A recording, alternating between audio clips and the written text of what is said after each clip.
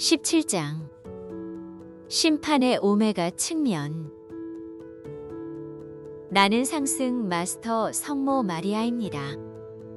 사랑하는 이들이여, 방금 예수의 경험과 같은 담화를 들을 때 나는 예수와 함께 육화했을 때가 떠오릅니다. 그때 나는 가끔 거기 앉아 그의 담화를 들으면서 경외감에 빠져 있었습니다.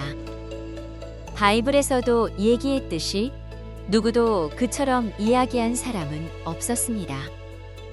확실히 예수는 아주 독특하고 아주 아름답게 말하는 재주가 있었습니다. 상승 마스터로서 물론 나 역시 담화를 경험할 수 있습니다. 나는 조금 다른 방식으로 경험합니다. 나는 상승 영역에서 상승한 존재로서 그가 말하는 것과 이 메신저를 통해 나오는 것 둘 다를 경험하기 때문입니다.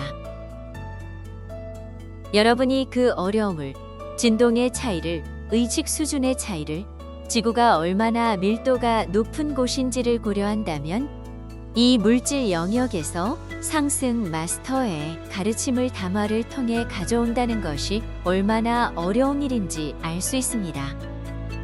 여러분은 이렇게 밀도가 높은 영역에서 자신의 존재를 그렇게 많이 가져올 수 있는 그의 능력에 감탄해야 합니다. 맞습니다. 여러분은 이 모든 과정에 거의 경외심을 가져야 합니다. 어떻게 상승 영역으로부터 상승하지 않은 메신저를 통해 소통하는 것이 가능한지. 우리 학생들은 때때로 이것을 너무 당연히 여기고 이렇게 생각합니다. 아, 그래. 그것은 너무 쉬워 보여. 메신저가 그냥 자리에서 일어나서 눈만 감으면 흐름이 시작되나 봐.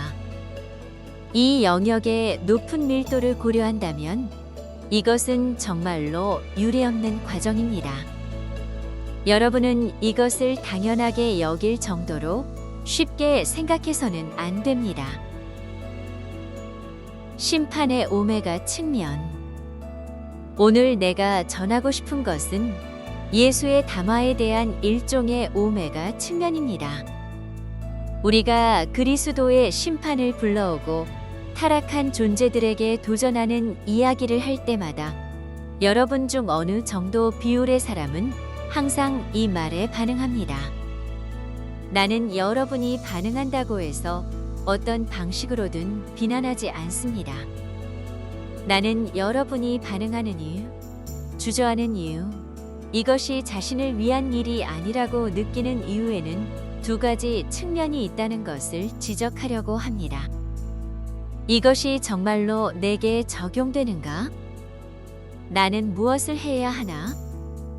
나는 외향적인 사람이 아니야. 그리고 여러 가지 다른 생각을 하고 있을지도 모릅니다.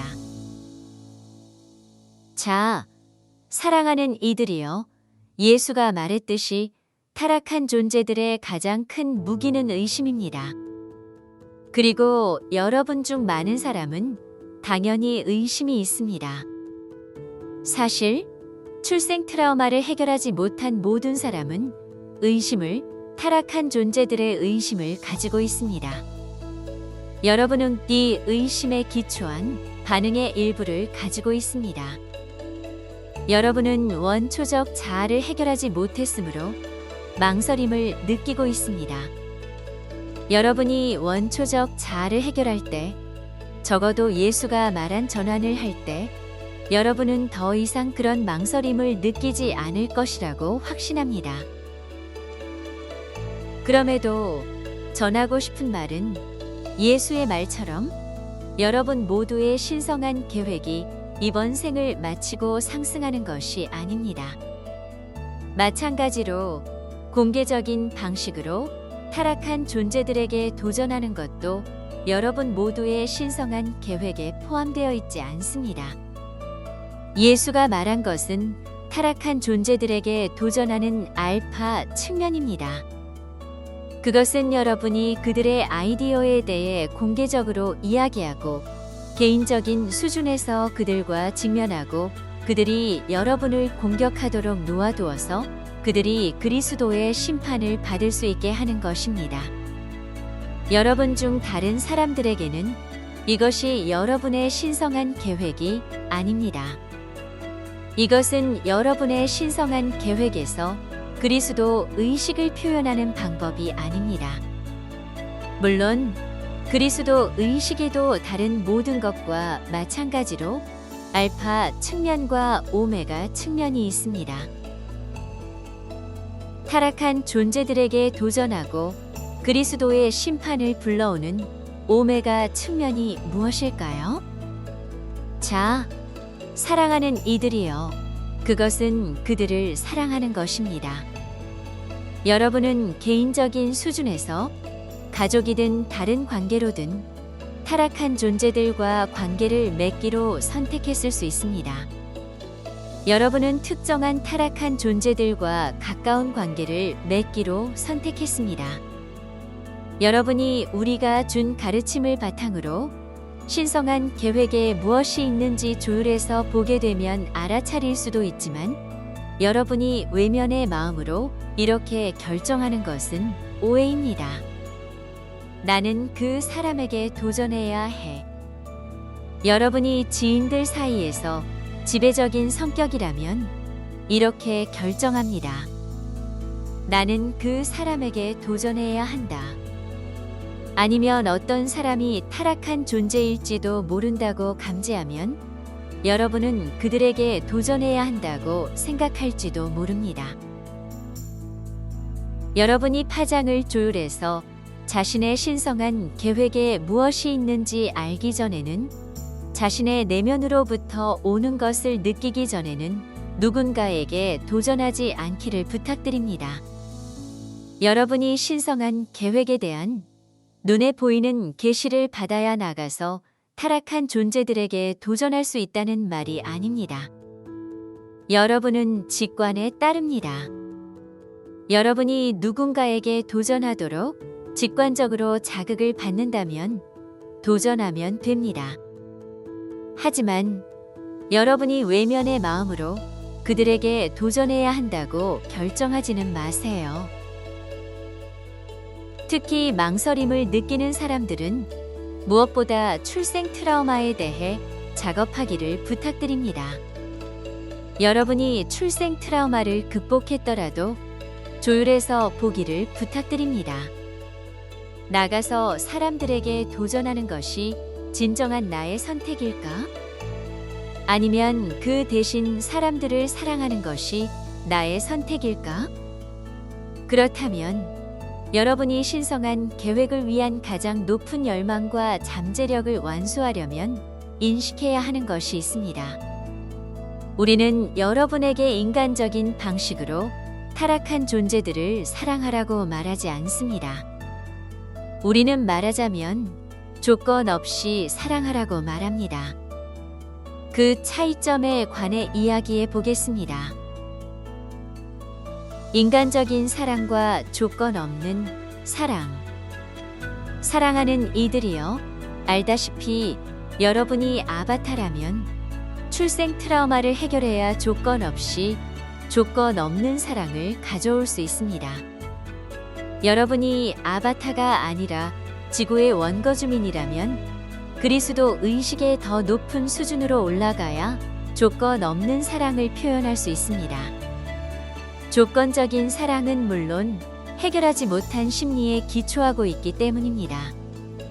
조건적인 사랑은 종종 우리가 소유하는 사랑이라고 부르는 것으로 누군가를 사랑하지만 그 사람이 자신을 충족시켜주는 무언가를 줄 수 있거나 자신의 상처를 무디게 해서 느끼지 않게 해줄 수 있다고 생각해서 사랑합니다. 그래서 사람들이 사랑에 빠질 때 행복감에 젖어 상처를 느끼지 못하며 구름 위에 둥둥 떠서 모든 것이 멋져 보입니다.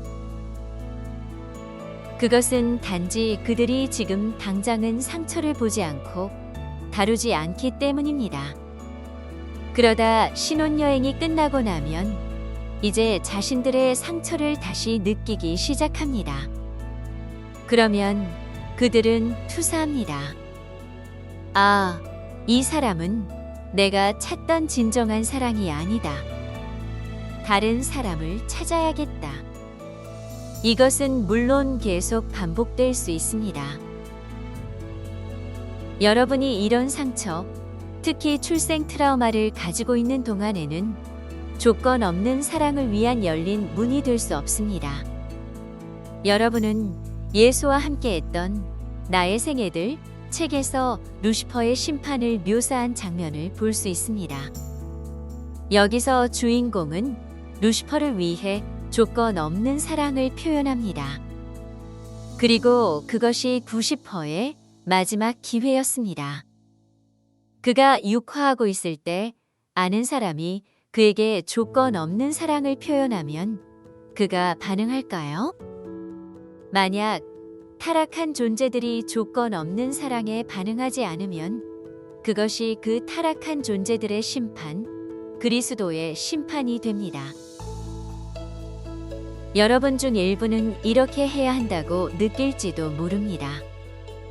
여러분은 자신의 영향권 안에 어떤 사람이 있지만 그들에게 도전하면 안 된다고 느낍니다.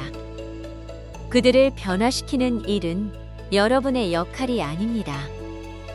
여러분의 역할은 단지 그들에게 다른 방법, 다른 의식 상태가 있다는 것을 보여주는 일이고, 그래서 궁극적으로 여러분이 조건 없는 사랑을 표현할 수 있는 지점에 도달하는 것입니다. 어쩌면 그들은 추락한 존재들이 아닐 수도 있고, 보통 사람, 지구의 원거주민이거나 다른 아바타일 수도 있습니다. 그들은 자신이 지구에서 경험한 것과 다른 형태의 사랑을 경험할 때 변화할 수 있습니다. 이것은 확실히 다른 의식 상태가 있다는 것을 보여주는 하나의 방법입니다. 달리 말해서 그리스도 의식의 알파 측면으로 여러분이 특정한 관점과 아이디어를 표현하고 심지어 다른 아이디어에 도전해서 그것이 왜 이원적인지, 왜 가장 높은 가능성이 아닌지 설명하는 것은 전적으로 적절합니다. 오메가 측면은 조건 없는 사랑을 통해 다른 사람에 대한 사랑을 통해 다른 의식 상태를 보여주는 것입니다. 물론 이것은 타락한 존재들이든 아니든 가족 구성원에게도 적용할 수 있습니다. 여러분이 돌아다니면서 만나는 사람마다 외면의 마음으로 판단하라는 말은 물론 아닙니다. 이 사람이 타락한 존재일까? 아닐까? 그리고 여러분은 마음속으로 사람들이 이러이러한 행동을 하면 타락한 존재들이 틀림없다는 기준을 만들지도 모릅니다. 사랑하는 이들이여, 우리는 이전 상승 마스터 시에서 수천 명의 회원을 가진 조직 전체가 매우 비판적인 문화를 발전시킬 수 있음을 본 적이 있습니다. 어떤 경우에는 사람들이 다른 사람들을 타락한 존재라고 확신했습니다. 우리는 이것이 어떻게 누가 타락한 존재이며 누가 타락한 존재들이 아닌지 드러낼 수 있다고 경쟁하는 스포츠처럼 발전할 수 있는지를 보았습니다. 그들은 돌아다니면서 다른 사람들을 비난하며 동의하지 않으면 누구든지 타락한 존재임이 틀림없다고 생각했습니다. 이것은 물론 균형 잡힌 상태가 아니며 우리가 권장하는 것이 아닙니다. 우리는 또한 여러분이 세상에서 발견되는 모든 사람을 사랑해야 한다고 생각하는 소위 악에 대한 연민에 빠지는 것도 권장하지 않습니다.